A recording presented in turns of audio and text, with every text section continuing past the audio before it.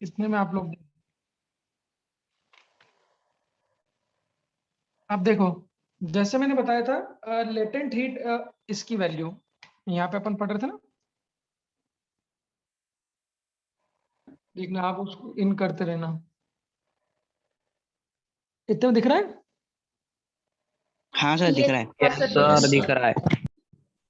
हाँ, तो ये मैंने बोला था 25% ऑफ पोटेंशियल एनर्जी जो है वो किस में कन्वर्ट हो जाएगी, in the form of heat. हमने बोला हीट जो आ गई, लो जो हीट होगी वो कौन सी हीट होगी, लेटेंट हीट ऑफ फ्यूजन होगी। तो इसको आपने किसके बराबर कर दिया, m इंटू एल एफ के बराबर कर दिया। अब देखो वैल्यू तो आपके सामने है ही सही बेटा, वैल्यू तो आपके सामने है ही सही। अब यहाँ पर गलती क्या होगी वो चीज देखना, ये यहाँ तक समझ में आ गया था ना, गलती क्या होगी हाँ वो सर। चीज देखना।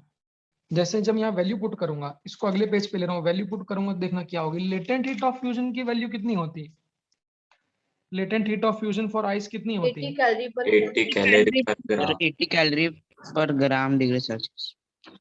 अब देखो ये तो हम लोगों ने वैल्यू सीखी है, ये किस में होती है बच्चों, कैलोरी पर कैलोरी। ग्राम। ग्राम। मैंने बोला इसी की दूसरी यूनिट क्या होती है, कैलोरी की बजाय क्या लिख सकते हैं, जूल, और ग्राम की जूल बजाय सर। क्या लिख सकते जूल पर केजी। हैं?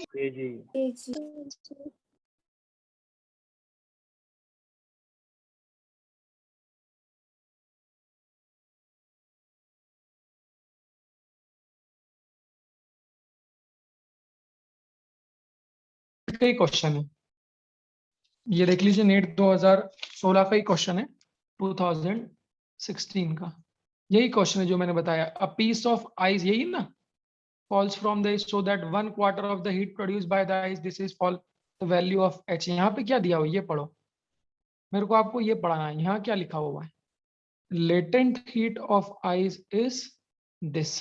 तो आप बोलोगे सर आइस की तो लेटेंट हीट 80 होती है, बट ये किस यूनिट में दी हुई है, जूल पर केजी में दी हुई है। तो हमने जो याद रख रखी है 80, वो किस में होती है, हेलो आवाज आ रही ना, यस हमने जो याद कैलोरी रख पर रखी ग्राम। कैलोरी पर ग्राम में। तो दोनों न्यूमेरिकल में यूज कर सकते हैं, कोई दिक्कत की बात नहीं है बच्चों। इसके पहले वाला याद करिए, टाइप 1 कन्वर्जन में तो अगर हीट की वैल्यू कैलोरी में चाहिए तो एल एफ की वैल्यू 80 ले लोगे, अगर जूल में चाहिए तो ये ले लें। हालांकि दिक्कत की बात नहीं, देखो ये न्यूमेरिकल में दिया हुआ है, क्या बोल रहा हूँ मैं, ये चीज न्यूमेरिकल में दी हुई है, तो आप उसको कन्वर्ट भी कर सकते हो चाहो तो 80 कैलोरी पर ग्राम कन्वर्ट कैसे करोगे, कैलोरी को जूल में कैसे कन्वर्ट करेंगे, तो सर कैलोरी को इंटू जूल में कन्वर्ट 4.2 कैसे करते इंटू हैं, into 10 4 raised to the power 10। तो कैलोरी को जूल में करना है तो इंटू 4.2 जूल से मल्टीप्लाई कर दिया, और ग्राम को केजी में करना है तो 1/1000। 1/1000। देख लो चलेगा, ऐसा कन्वर्जन में सीखो, देख लो। तो कैलोरी को करना था तो 4.2 जूल लिख दिया बच्चों, और ग्राम को केजी में करना है तो 1/1000 केजी, चलेगा। तो ये क्या 1000 ऊपर चले जाएगा बोलो, ये डिनोमिनेटर के भी डिनोमिनेटर में, तो ये कहाँ चले जाएगा ऊपर, मानते हो, यस सर। पक्का पक्का। तो जो एल एफ की वैल्यू है वो कितनी हो जाएगी बच्चों, तो वो कितनी आ जाएगी, 80 तो पहले से था ही सही, 1000 भी मल्टीप्लाई हो जाएगा और 4.2 भी मल्टीप्लाई हो जाएगा, और अब जो यूनिट है वो किस में कन्वर्ट हो जाएगी, जूल पर जूल पर केजी केजी। कन्वर्ट हो जाएगी। तो इसको सॉल्व बच्चों आप लोग करोगे ना, तो जीरो कितने आ जाएंगे, देखो 1 2 3 और 4, 4 जीरो आ जाएंगे, और 8 इंटू 4.2 कितना होगा, 8 इंटू 4.2, तो ये कितना आ जाएगा आपका 34। तो 34 इंटू 10⁴ और यूनिट क्या आ जाएगी, जूल पर केजी। तो इसमें बहुत सारे बच्चे गलती करते हैं, ये मैंने पाया हूँ। वो क्या करते हैं, यूनिट पर ध्यान देते हैं और वो यहाँ पर 80 ले लेते हैं। तो बच्चों इसको ध्यान रखिएगा, कैलोरी पर ग्राम या जूल पर केजी वैल्यू एक ही है, यूनिट अलग अलग है। ये 80 कैलोरी पर ग्राम है और ये 34 इंटू 10⁴ जूल पर केजी। आपको इसको याद नहीं रखना है, हमने कौन सी याद रख रखी, तो जो हमने याद रख रखी हम लोग उसी को याद रखेंगे, चलेगा। बोलो। Yes, sir. कैलोरी पर ग्राम यूज किया और किलोमीटर में कन्वर्ट किया तो हाँ, अब आंसर में देखो, आंसर में यूनिट्स को मैच करना पड़ता है, वो गड़बड़। तो कॉन्सेप्ट क्या लिखा मैंने, कितनी एनर्जी, 25% ऑफ पोटेंशियल। क्यों बच्चों, किस में कन्वर्ट हो रही है, लेटेंट हीट में कन्वर्ट हो रही है, यही लिखा, यही लिखा। तो 25/100 मतलब कितना आ जाएगा ये, 1/4. 25/100 मतलब कितना, 1/4। मास की वैल्यू, अच्छा देखो, चाहो तो मास से मास काट भी सकते हो, उससे भी कोई समस्या नहीं आएगी, मास से मास काट भी सकते हो, क्योंकि दोनों तरफ ही कन्वर्ट करोगे ना, तो ये मास से मास क्या हो गया अपना, कैंसिल। बाकी पुराने क्वेश्चन में भी आप काट देना, आप डायरेक्ट कर देना। तो एम से एम कट गया, यहाँ पे जी, जी की वैल्यू कितनी होती है, 10. जी की वैल्यू कितनी 9.8 होती पर 10 10. है सर। है, 9.8 ले लो, अप्रोक्सीमेटली 10 ले लो, इनटू एच, एच तो निकालना ही है, that is equal to L F. अब एल एफ की वैल्यू देखो क्या है, अगर यहाँ पर कैलोरी पर ग्राम ले लोगे, अगर यहाँ कैलोरी पर ग्राम ले लोगे तो क्या दिक्कत आएगी, समझना सुनना। तो ये जो पोटेंशियल एनर्जी होती है, इधर वाली एनर्जी किसमें होती है बच्चों, ये जूल में होती है, और इधर वाली एनर्जी अगर कैलोरी में ले लोगे तो वहां पर कहानी क्या हो जाएगी, गड़बड़ हो जाएगी। तो उस गलती से बचाने के लिए ही न्यूमेरिकल में एलएफ की वैल्यू 80 की बजाय जूल पर केजी में दी होती है। तो जो वैल्यू वहां पर दी है उसको ऐसा का ऐसा लिख लो, तो आपको समझ में आएगा कि अलग अलग टाइप के क्वेश्चंस में हम अलग अलग यूज करते थे। जो शुरू में मैंने क्वेश्चन बताए थे कन्वर्जन वाले, याद है कि इस बर्फ को स्टीम बनाना है, कितने कैलोरीज ऑफ हीट रिक्वायर्ड है, तो वहां मैंने किसमें पूछी थी, वहां मैंने सारी हीट किसमें पूछी थी, कैलोरीज कैलोरीज में पूछी थी। तो वो सारी हीट चूंकि कैलोरीज में पूछी थी, तो वहां पर एल एफ और एल बी की वैल्यू किस में ली थी, कैलोरी में ली थी। बट यहाँ पर अगर जूल में दी हुई है तो आप जूल वाली वैल्यू को ही यहाँ पर लोगे, समझ गए। तो 25% of potential is equal to heat, M से एम कट गया, जी एच, और एल एफ, एल एफ की वैल्यू कितनी है 34 इंटू 10⁴ जूल पर केजी। बस इधर भी ये जूल में चलती है, तो ये जूल से जूल क्या हो जाएगा, कैंसिल हो जाएगा। बस तो क्या एच की वैल्यू मिल जाएगी, यहाँ से देखो एच की वैल्यू मिल जाएगी, एच की वैल्यू कितनी होगी, ये कितना है, 1000 हाँ देखो आप इसको कैसे लिखेंगे, 0.5 थोड़ी ना आएगी, यहाँ कितना है 34 इंटू 2.5 into h. हाँ, इस 4 का यहाँ मल्टीप्लाई कर देंगे बेटा, क्यों बोलते हो, इस 4 का इधर की और मल्टीप्लाई कर दो, और इस 10 को इधर क्या कर दो, डिवाइड कर दो, तो h की वैल्यू कितनी आ जाएगी, बोलो 34 इंटू 10⁴ इंटू 4 डिवाइडेड बाय कितना आ जाएगा, 10 आ जाएगा। तो 10 से 10 कट जाएगा, तो यहाँ कितना बचेगा 10⁻3, और 34 इंटू 4 कितना हो जाएगा, बोलो 136. Sir, 136. 136 into 10 to the power 10⁻3 metre, ऐसा यूनिट है। हाइट किसमें आएगी, दिस इज आर, सब देख लीजिए फिर वो केजी कहाँ पे गया, क्या, वो केजी जो है वो कहाँ पे गया, हाँ केजी कट जाएगा ना, ये मास मल्टीप्लाई हो ना साथ में इसके, तो इसको जूल पर केजी लिखोगे तो ये जो मास है ये इस मास के साथ में कट जाएगा, बस लिखने की जरूरत नहीं इसको, अब आपने जूल में लिख लिया ना तो उसको लिखने की जरूरत नहीं, वो पूरी वैल्यू कन्वर्ट करके ही दी हुई है, आप नहीं लिखोगे तो भी आपको चलेगा। इसको देख लो एक बार, तो यहाँ पर यूनिट का थोड़ा ध्यान रखिएगा ना, ये क्वेश्चन देख लीजिए,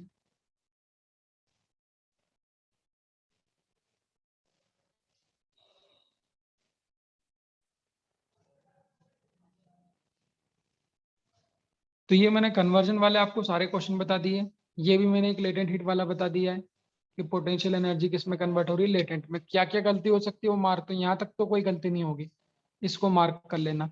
सिर्फ गलती यहाँ पर ये हो सकती है कि एल एफ की वैल्यू हम लोग 80 डायरेक्टली लिख सकते हैं, बट चूंकि वो कैलोरी में होगी और ये जो एनर्जी आती है पोटेंशियल एनर्जी ये जूल में हो, तो यहाँ पर गड़बड़ हो सकती है, इसीलिए न्यूमेरिकल में एल एफ की वैल्यू डायरेक्टली दी होगी, ये जूल पर केजी। उसके बाद कुछ नहीं करना है, बस मास से मास काट दो, जी की वैल्यू रख दो और LF की डायरेक्टली वैल्यू जूल में ले लो, तो वो आंसर जो आएगा वो भी हमारा ऐसा यूनिट में आएगा, दैट इज मीटर। देख लो, इसमें कोई डाउट हो तो पूछ लो, इसको लिख लो।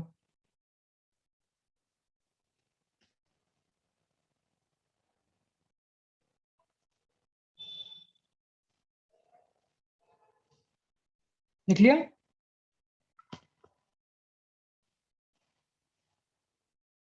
देख लीजिए, इसमें कोई डाउट हो तो पूछ लीजिए।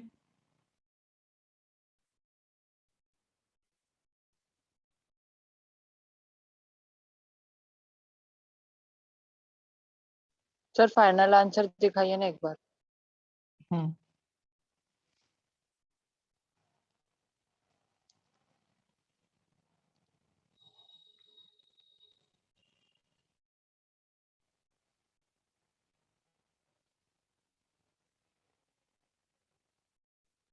हाँ देख लीजिए।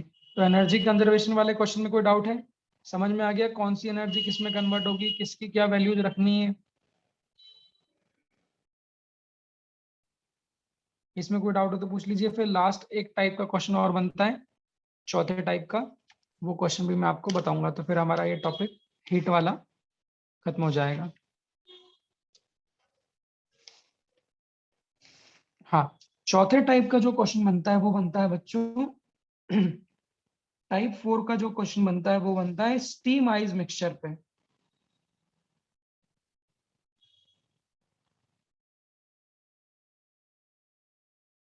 किस पे बचता है, किस पे बनता है? Steam ice mixture. जैसे टाइप 2 और टाइप 4 को कंपेयर करना बच्चों, टाइप 2 और टाइप 4 को कंपेयर करना, क्या बताया था मैंने? तो टाइप 2 में किसको मिलाते हैं, ध्यान से सुनना इसको। तो टाइप 2 में किसको मिलाते हैं? बर्फ और किसको मिलाते हैं? गर्म पानी को मिलाते हैं, मानते हो? Yes, sir. तो वहां क्या बोला था मैंने कि जब बर्फ को गर्म पानी में मिला रहे हो तो गर्म पानी हीट देगा क्योंकि वो हाई टेम्परेचर पे, और बर्फ जो है वो हीट लेगा क्योंकि वो लोअर टेम्परेचर पे। तो वहां पे स्टेप 1 क्या होती वो बताओ। उसी स्टेप 1 को मैं यहाँ पे कोरिलेट करूंगा। वहां पे स्टेप 1 क्या होती है? दोनों को पहले किस पे लाते हैं? 0 degree. 0 डिग्री। तो ध्यान देना, सेकेंड टाइप और फोर्थ टाइप। तो जब बर्फ और गर्म पानी को मिलाते हैं तो बच्चों स्टेप 1 में दोनों को 0 डिग्री पर लाते हैं। एक सवाल और सुनना, बहुत प्रैक्टिकल बात कर रहा हूं, मन में आ सकता है। आप लोग सोचो, थर्मोस्टेट बॉटल के बारे में बताया था मैंने। अगर बच्चों थर्मोस्टेट बॉटल में आप कुछ बर्फ के टुकड़े ले लो, सोचना अगर गर्म पानी की बजाय उसमें कुछ स्टीम, 10 ग्राम 5 ग्राम ऐसा स्टीम समझ लो, भाप, तो अगर 5 ग्राम भाप को डाल के अगर मैं ढक्कन लगा दूं तो क्या तो भी बर्फ पिघलेगा? Yes. Yes sir.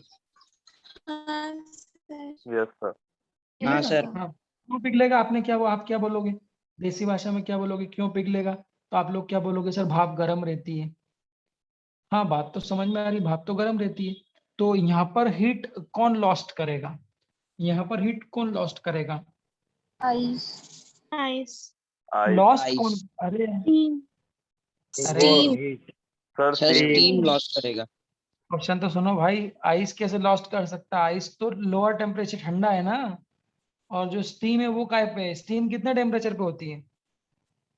100 degree Celsius. 100 degree 100 Celsius. Degree 100 Celsius. degree Celsius. 100 degree steam Celsius. High, steam बच्चों हायर टेम्परेचर पे है ना, तो हायर टेम्परेचर पे स्टीम है, इसलिए स्टीम क्या करेगी? हीट लॉस्ट करेगी। Loss Lost. करेंगे। और लोअर टेम्परेचर पे कौन है बच्चों? बर्फ है। आइस। इसलिए जो बर्फ है वो क्या करेगा? हीट गेन करेगा। तो सेम ही टाइप है, बस वहां वाटर लॉस्ट कर रहा था, यहाँ पर वाटर की बजाय कौन लॉस्ट करेगा? स्टीम लॉस्ट करेगा। ठीक है, और स्टेप भी सेम है। स्टेप 1 में थोड़ा सा फर्क, थोड़ा सा मामूली सा एक फर्क होता है जो मैं आपको सिखाना चाह रहा हूँ। तो ये सारे टाइप के जितने भी क्वेश्चन हैं मैंने आपको बता दिए। तो ये चारों टाइप के फिर इकट्ठे भी प्रैक्टिस अपन करेंगे। तो liquid liquid, ice water, ice steam, और चौथा एनर्जी कंजर्वेशन। और एनर्जी कंजर्वेशन में मैंने आपको ये भी बता दिया, इसको कॉपी में अच्छे से लिख लेना कि वैल्यूज दोनों यूनिट में हो सकती है। अगर न्यूमेरिकल में डायरेक्टली वैल्यू दी हुई हो तो कोई छेड़छाड़ नहीं करना है, उसी वैल्यू को आप डायरेक्टली यहाँ पर कंसिडर कर लीजिए। ठीक है, चलिए। तो स्टीम आइज मिक्सचर में क्वेश्चन कैसा बनता है बच्चों, ध्यान से उसको सुनिएगा। तो स्टीम आइज मिक्सचर में क्वेश्चन कैसा बनता है, सुनो। तो 5 kg ऑफ, थोड़ा ज्यादा ले लूं ऐसा, ठीक है।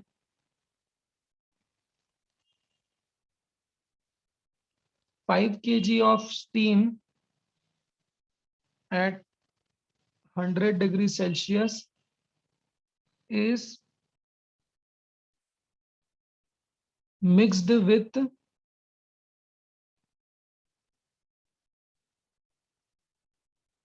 10 kg of ice at 0 degree Celsius।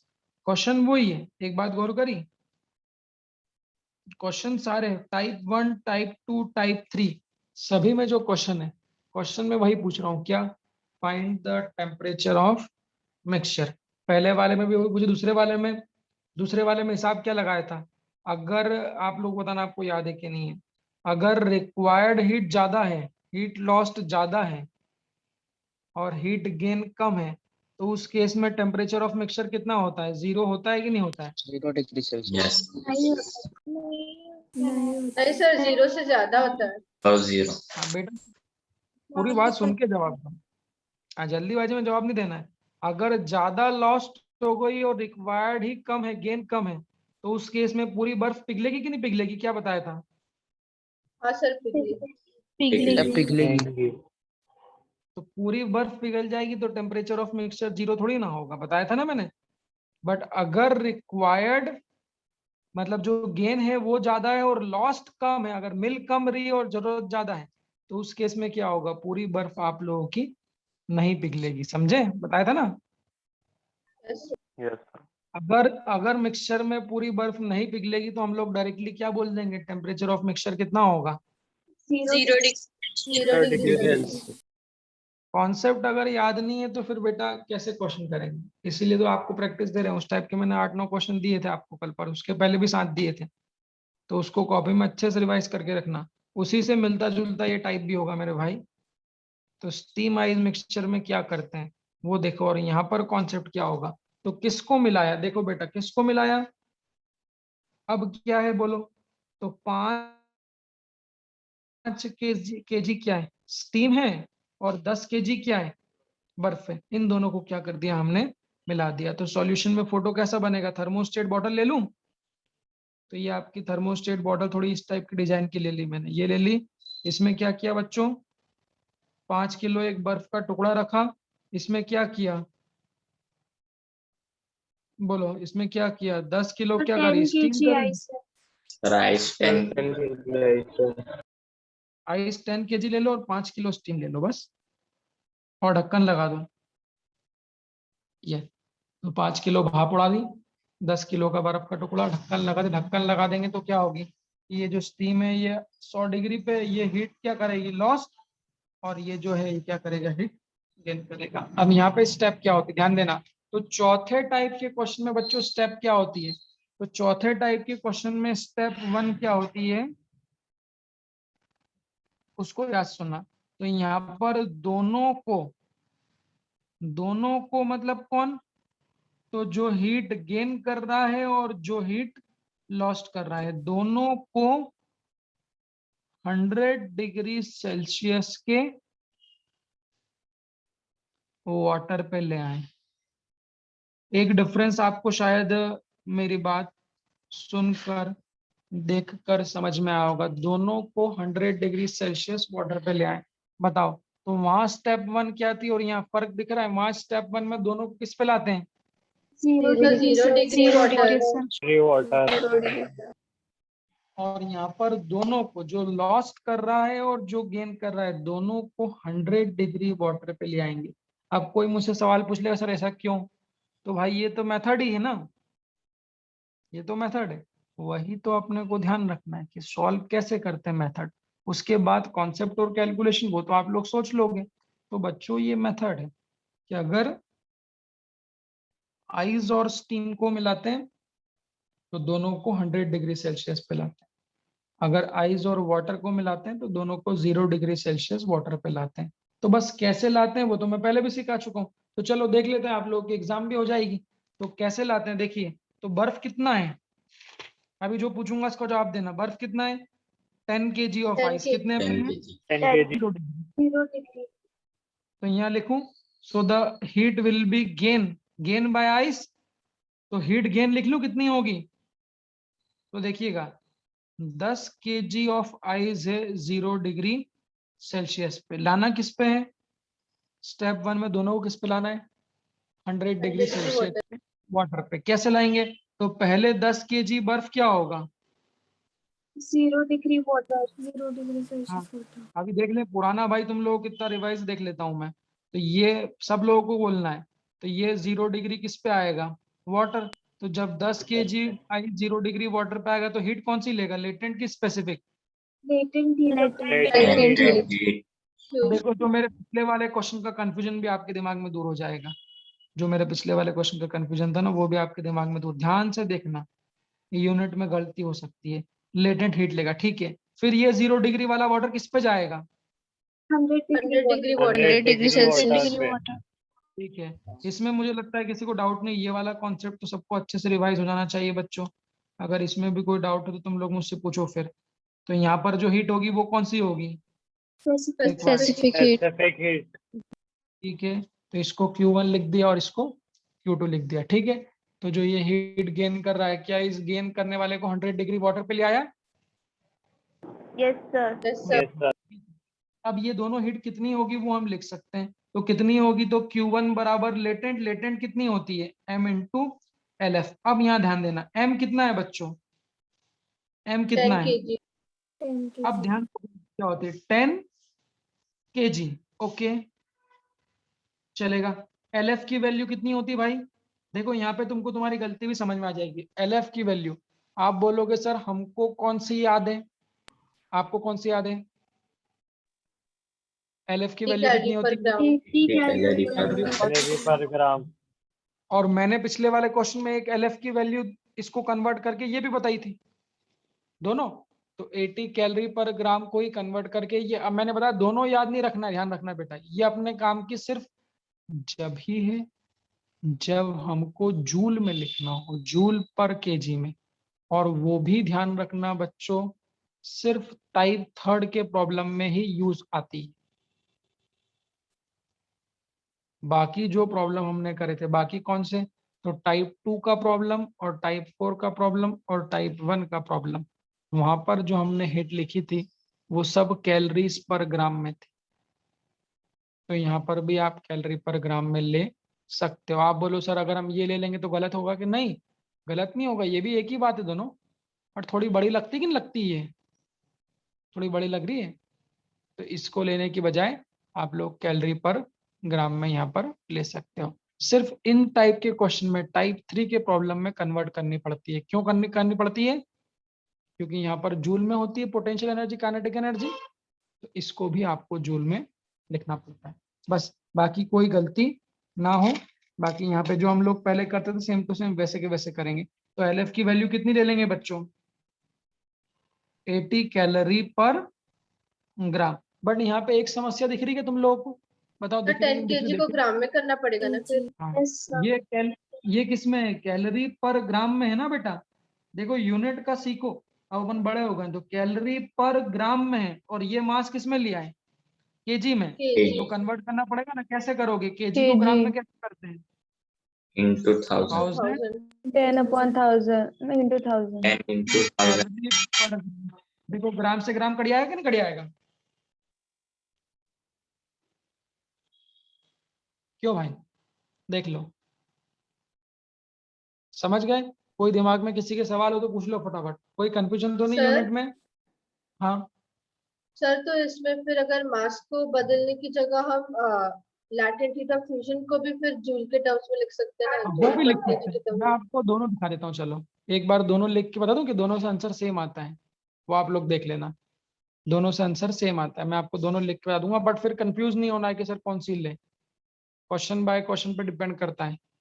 In type के क्वेश्चन में हीट हम लोग कैलोरी में निकालते हैं, तो इसी में लिखे रहने दो, कोई समस्या नहीं। तो वो कितना आ जाएगा, ये अपन पहले जैसे अपन पहले करते थे, तो ये कितना आ जाएगा, ग्राम से ग्राम कट गया तो Q1 कितनी कैलोरी आ जाएगी, कितनी आ जाएगी बच्चों? देखो एक 8 तो यहाँ पे लिख दिया, कितने जीरो है, कितने जीरो है, एक एक 8 दो lakh 4 और कितने जीरो है, 5 जीरो है, Yes, तो sir. कितना आ जाएगा इंटू 10⁵ ये हीट काय में आएगी बच्चों, कैलोरी। कैलोरी। कैलोरी में आएगी, समझे? अगर इसको जूल में कन्वर्ट करना होगा तो क्या करोगे, इंटू 4.2। Into into 4.2। 4.2 कर दो, ठीक है। वैसे जूल में, इस वाले क्वेश्चन में जूल में जो निकालने की जरूरत नहीं है, जब हम लोग कन्वर्ट करते हैं तो डायरेक्टली कैलोरीज में चलेगी, सारी हम लोग कैलोरी में ही निकालेंगे, ठीक है बात आपको मेरी? तो ये हमने क्या निकाल दी, Q1 की वैल्यू। अच्छा ये होगा कितना, 10⁵ मतलब कितनी हो जाएगी, 8 लाख। 8 lakh calorie थोड़ा इसको ऐसा लिखना सिखाऊं क्या आप लोगों को, इसको ऐसा लिख सकता हूँ क्या, 800 इंटू 10⁵ कैलोरी, एक ही बात है क्या? Yes Yes, sir. सर। मतलब सीख लेना, तो 8 इंटू 10⁵ लिखूंगा तो 10⁵ में से 2 जीरो इसको दे दिए, तो 800 इंटू 10⁵ हो गया ना, क्या 10⁵ को किलो कैलोरी लिख दूं, तो Q1 कितना हो जाएगा 800। ये क्वेश्चन से मेरे को आपको ये भी सिखाना था, जैसे केजी और ग्राम को कन्वर्ट करते हैं ना, तो 1 किलो कैलोरी सुनी कि नहीं सुनी है, लिखा रहता है खाने की हाँ चीजों सर। पे, तो 1 किलो कैलोरी बराबर कितना होता है, 10⁵ 1000 कैलोरी। 1000 कैलोरीज, बिल्कुल सही है। तो 1000 कैलोरीज मिलके 1 किलो कैलोरी मिल जाएगा, तो ये 1 2 3 1000 calories is equal two kilo. तो क्या जो पहली हीट है वो 800 किलो कैलोरी आ जाएगी, बोलो? ऐसे इसको वाटर में कन्वर्ट करने के लिए जो हीट गेन करेगा वो कितनी होगी, Q2। ये Q2 कितनी लिखूंगा मैं, क्या? सर एक बार बता दो आप। अरे मेरे भाई 10⁵ 1000 कैलोरी, 1000 कैलोरी जो होता है वो सर किसके वहाँ आपको बराबर होता है? 3.1 3.4 क्यों नहीं लिए?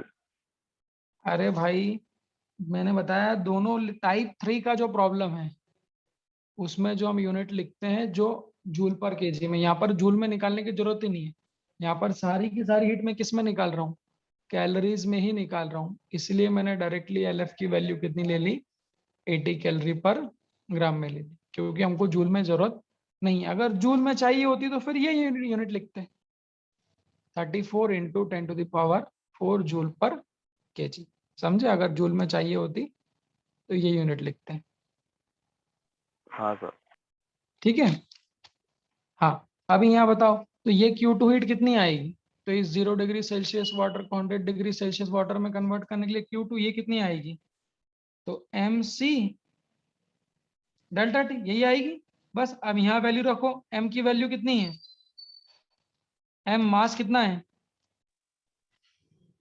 10 kg, तो वो कितना लिखा आएगा 10 kg। C स्पेसिफिक हीट कितनी है, स्पेसिफिक हीट किसकी लोगे, Water. वाटर। वाटर की स्पेसिफिक हीट कितनी होती है 1 1 कैलोरी पर ग्राम। पर ग्राम पर डिग्री सेल्सियस, और डेल्टा T कितना लिखोगे, टेम्परेचर 0 से उठा के क्या 100 लिया, degree Celsius. 100 degree Celsius. 100 minus 0 degree, क्या कट जाएगा, डिग्री सेल्सियस से कट गया। अब यहाँ फिर दिख रहा है अंतर, ये काय में है ग्राम और ये काय में है केजी, क्या बोलते हैं, तो कन्वर्ट कर दें तो Q2 बराबर कितना आ जाएगा 10 इंटू 1000 kg। अगर फिर लिख दोगे तो ग्राम से ग्राम कट जाएगा ना, 1000 लिख दोगे तो यस। तो केजी को 1000 ग्राम लिख दिया, तो ग्राम से ग्राम क्या हो जाएगा आपका कैंसल, इंटू कितना हो जाएगा, 100 इंटू कितना हो जाएगा 100, और ये यूनिट काय में आएगी, कैलोरी। ये जो कैलोरीज में आएगी, देख लो। तो 10 इंटू 1000 इंटू 100 चलेगा, दैट अमाउंट ऑफ कैलोरी, और ये ग्राम क्या होगा, तो ये ग्राम इसको कन्वर्ट करोगे तो ग्राम के साथ में कट जाएगा, ठीक है। ये मैंने 1000 से मल्टीप्लाई कर, तो कितनी आ जाएगी Q2 कितनी आ जाएगी, Q2 कितनी आ जाएगी, 6 कैलोरी। 100 देखो ये 100 को 10 से मल्टीप्लाई करूंगा तो 1000 आएगा, ये वाले 1000 को दोनों किलो को कैलोरी। मल्टीप्लाई करो इनटू ये 1000 1000 कैलोरी लिख दो किलो कैलोरी, बिल्कुल।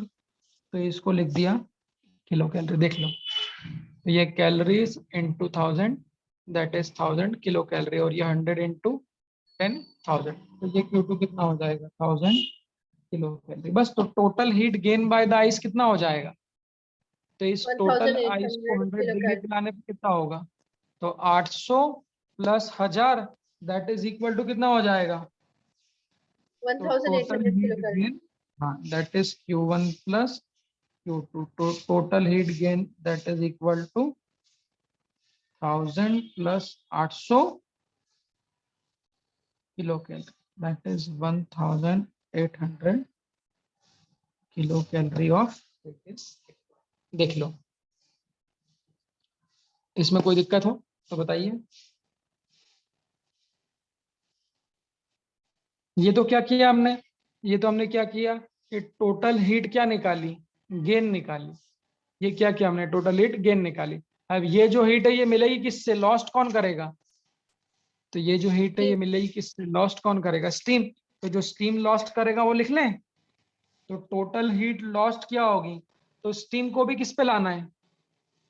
स्टेप 1 क्या है, स्टीम 100 को भी डिग्री। किस पे लाना है? 100 डिग्री वाटर। सेल्सियस। स्टीम है वो क्या होती है, कंडेंस होगी। क्या बोलते हो भाई? स्टीम स्टीम हीट देगी ना और बर्फ हीट लेगा। तो स्टीम को 100 डिग्री सेल्सियस, अभी 100 डिग्री सेल्सियस की स्टीम है, इसको जब 100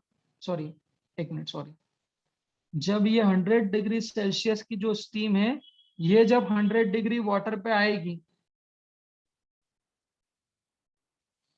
फेज चेंज याद है कि नहीं, देख लो अच्छे से। स्टीम क्या होती है, एवापोरेट होती है कि कंडेंस होती है? Condense. कंडेंस। मैंने क्या बताया था, 100 डिग्री का वाटर इवेपोरेट होके क्या बनता है, स्टीम। स्टीम बनता है। टीम तो स्टीम कंडेंस होके वापस क्या बन जाएगी, वाटर। वाटर बन जाएगी। वाटर। तो यहाँ पर बच्चों ध्यान देना, यहाँ पर जो स्टीम है हमने बोला वो हाई टेम्परेचर पे, चूंकि वो हाई टेम्परेचर पे तो वो हीट क्या करेगी, आपका लॉस्ट करेगी। तो जब वो हीट लॉस्ट करेगी तो वो क्या करेगी, आपके 100 डिग्री वाटर में कन्वर्ट होगी। ऐसा इस तरह से चलता है ना। तो 100 डिग्री के वाटर को हीट अगर दोगे तो वो स्टीम बनेगी, और अगर स्टीम हीट देगी आपको तो वो क्या बनेगी, आपकी वाटर बनेगी। तो स्टेप 1 में यहाँ पर दोनों को 100 डिग्री वाटर में, तो क्या ये स्टीम को भी 100 डिग्री वाटर में ले आऊंगा? तो ये जो हीट रिलीज करेगी, ये जो हीट लॉस्ट करेगी, ये कौन सी होगी, स्पेसिफिक होगी कि लेटेंट होगी? Latent. Latent heat of vaporization. बस, और वो कितना लिखोगे, m इंटू एल, एल कितना लिखोगे, LV. एल। 540 कैलोरी पर ग्राम। बस, this is the heat lost bye steam. समझ में आई बात? पॉइंट देख लो। तो टाइप 4 का प्रॉब्लम है। तो स्टीम जब बच्चों कंडेंस होती है आपकी वाटर में, तो वो हीट क्या करती है, लॉस्ट करती है। और कौन सी हीट लॉस्ट करती है, तो लेटेंट हीट ऑफ वेपराइजेशन के फॉर्म में वो लॉस्ट कर देती है। बस, तो उसकी वैल्यू कितनी होगी, तो हीट लॉस्ट विल बी, मास कितना है, स्टीम का मास कितना है, 10 kg।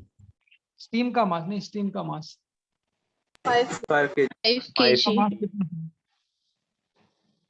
तो 5 kg ऑफ स्टीम। बस लिख दो 5 kg। देखने में कोई गलती तो नहीं हो रही है। एलवी की वैल्यू कितनी होती है, 540 कैलोरी पर 540 ग्राम। कैलोरी पर कैलोरी पर ग्राम। देख लो यूनिट में कोई गड़बड़ हो सकती है क्या? अब धीरे धीरे देख के समझ में आया, गड़बड़ हो सकती है क्या यहाँ पे कुछ? यस क्यों? केजी को ये ग्राम में और ये किस में है, केजी में। तो कितना आ जाएगा बच्चों, 5 5 into इंटू 1000 ग्राम इंटू कितना, 540 कैलोरी पर ग्राम। ग्राम से ग्राम क्या होगा, कैंसिल हो जाएगा। अच्छा, आपको मेरी बात समझ में आ गई होगी देख के कि अब सारी हीट ही किस में निकाल रहे हैं हम, कैलोरी में निकाल रहे हैं। तो हीट लॉस्ट कितनी आ जाएगी बताओ, 2700 किलो कैलोरी. 2700 kilo calorie. इसको मल्टीप्लाई कर, आप लोगों ने कर लिया सभी ने बेटा, 540 इंटू 5, तो दैट इज इक्वल टू कितना, 2700 और 1000 कैलोरी मतलब कितना? Kilocalorie. 1000 Kilocalorie. Calorie. So this is the heat lost by steam.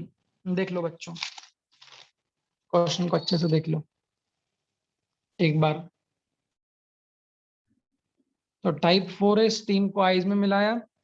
Type 4 जब स्टीम को आइस में मिलाते हैं, पहली स्टेप अच्छे से याद रखना, यही कॉन्सेप्ट है, इसमें दिमाग नहीं लगाना है। ये दोनों को 0 डिग्री वाटर की बजाय 100 डिग्री वाटर पे लिया। बर्फ हीट गेन करेगा तो उसको 100 डिग्री वाटर पे ले आएंगे, 2 बार हीट गेन करेगा, दोनों हीट को किलो कैलोरी में लिखते हैं। LF और LV की वैल्यू वही लिखेंगे जो हम लोग पहले लिखते थे, बट वो कैलोरी पर ग्राम में होती है, इसलिए मास को ग्राम में कन्वर्ट करती है। कोई कंफ्यूजन नहीं होना चाहिए। सारी हीट किस में मिल रही है बच्चों? सारी हीट किस में मिल रही है? Kilo calorie.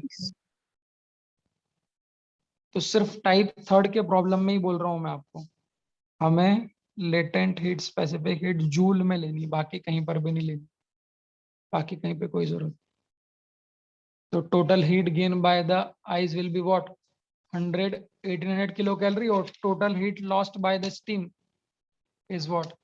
2700 kilo calorie. देख लीजिए, तो इतनी हीट वो स्टीम लॉस करेगा पानी बनने में और इतनी हीट वो गेन करेगा। बस स्टेप 2 में क्या करते हैं, हिसाब लगाते हैं। तो कौन सी हीट ज्यादा है? यहाँ पर कौन सी हीट ज्यादा है? lost. Heat loss. देखो, तो जो लॉस्ट हीट है बच्चों वो कितनी है? 2700 किलो कैलोरी, और बर्फ को जो चाहिए पूरी पिघलने के लिए वो कितनी है? 1800 kilocalories. यहाँ पर पहले सेम टू सेम हिसाब लगा लो, वहां भी लॉस्ट और गेन का हिसाब लगाया था, यहाँ भी लॉस्ट और गेन का हिसाब लगाएंगे। तो बर्फ को पिघलने के लिए जो रिक्वायर्ड है गेन वो तो 1800 ही है, बट स्टीम से जो आ रही है वो कितनी है? 2700 है। तो पूरी बर्फ पिघलेगी कि नहीं पिघलेगी? Yes, sir. क्योंकि लॉस्ट सेम है, कॉपी पलटा के देख लो, क्योंकि lost heat is greater than what? is greater than the gain heat. That means the complete ice will